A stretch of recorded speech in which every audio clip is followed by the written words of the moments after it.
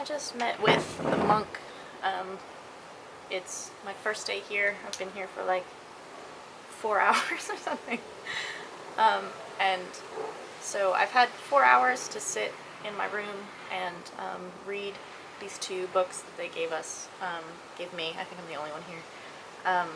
And just kind of put into practice some of the things that are written there. So there are these 4 strategies, which are your 4 positions of your body. So you can be sitting, standing, laying down, or walking. And you basically use these 4 positions as a strategy to practice observing suffering in those positions. So basically, any position you're in eventually will bring suffering, and so you just change position to another position. So if I'm sitting here for a really long time, I'm going to start to get stiff or need to shift my position, and so I stand up to alleviate that suffering, but eventually standing is going to make my feet hurt, and I'll get tired, and I'll want to sit or lie down again to alleviate that. So it's basically this like kind of jujitsu of constantly moving between these positions in order to temporarily alleviate the suffering that temporarily comes from staying in those positions for too long. And what I was reading in this book, which was really interesting, was that because you have a consciousness, which actually is what is suffering, because through your senses and observation of the world, that is suffering. So this is the whole life is suffering of Buddhism, is that there's no way to get rid of your consciousness entirely without reaching Nirvana. So you cannot find a way to be able to sit like this forever. That's reaching Nirvana, is to get rid of your consciousness, which would allow you to not observe that suffering, or observe the I that would allow you to sit in that position forever. What's been really interesting for me in this short amount of time is that when I came here, I was super terrified of being alone with myself for 3 days, because I actually get very frustrated and have a hard time just sitting in my thoughts.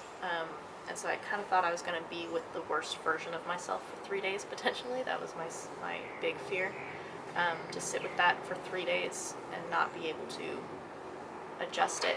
But what's kind of incredible is that immediately upon getting here, there's this breeze that just blows through this entire area, and I didn't realize how far from nature I've been for so long until I felt it again. I grew up like this, with being able to have all your windows open and this breeze coming through, and you just kind of feel more hippy-dippy, connected to everything, but it really put me in a relaxed state. And then in going through the reading and finding all these words that I'm writing down, because they don't translate them from the Pali, because they don't really have English equivalents, concepts of like the I that observes things versus observing the actual things. So you can break yourself down into the mind and the body. So rupa is the body, it's what's sitting, and then nama is the mind that is listening or hearing or feeling that breeze or whatever. And so in order to get myself to just kind of observe, you don't think I'm lying here feeling uncomfortable, blah, blah, blah. I just keep bringing my mind back to this rupa is relaxing, rupa is resting, rupa is resting. And I just kind of keep repeating that so that rupa is just resting. And then this like acorn or something fell on the roof, and it like startled me out of that, and all I thought was nama is hearing, and then I went back to rupa is resting.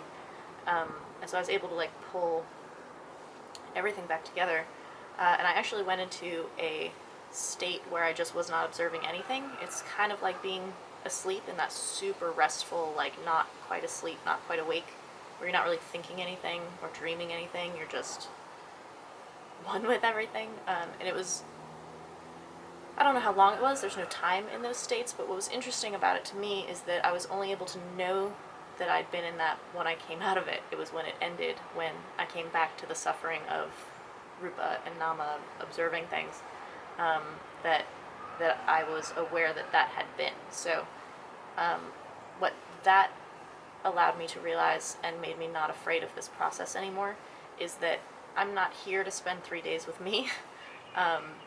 The me is the part that is just getting pushed to the side so that I can observe everything. It's like spend 3 days watching a movie where you're not trying to control the character or judge the character, you're just observing in order to see what's happening or the patterns that are going on. Like there's this incredible tree right here that I've been looking at. And so you would, say Nama is looking at that tree. Nama is looking. When I observe that tree, I'm just looking at it. Like I'm not judging it. I don't expect it to do anything. It's not like it doesn't need to be a different tree. So that's how I need to be observing myself in this, in these days. So when I went to speak with the monk, I won't see him tomorrow. Tomorrow is all me, just using these 4 strategies of standing, walking, sitting, and lying, and just kind of, pulling together the things that are this type of meditation. When I went to talk to him, it was actually really good. Like he told me a very funny joke that I'll tell some other time, but it's basically about how people won't change their minds. I told him that my difficulty is that as a Muay Thai fighter, I can ignore pain really easily. I don't judge the pain in my body really. I know where it came from, and I've learned to ignore it. I'm very dissociated from the pain in my body, but I'm not that way with emotions. So like I will hold an emotion so hard and like not put it down, and that this process I just need to be able to put it down. It feels really good to do that. And I wrote in my journal, it's like holding a pen. And if you keep holding the pen, you can't really do anything else with your hand. Like you're trying to accomplish other tasks that you need to do, but you're holding that pen, which if you need to write, if that's the task you need to do, that's great, but you're not doing that all the time. So I'm trying to use this process to kind of, in the same way that I can dissociate physically and just realize Rupa is relaxing, Rupa is resting, like I'm totally neutral about that. I need to be able to feel also that Nama, the mind, is holding on to an emotion or something, or an observation or a thought or sound or sensation that I don't need to keep gripping. I need to put it down. So that is my first update from my 4.5 hours of being here. And I think I'm gonna take a walk at some point, but I'm not supposed to like choose to take a walk. I'm supposed to just get up and take a walk. So I don't know when that will be, but I'm really enjoying reading through these books right now. I feel the connection to the truths of what I'm reading, which is important to me. I don't want to adopt ideas because they sound theoretically interesting.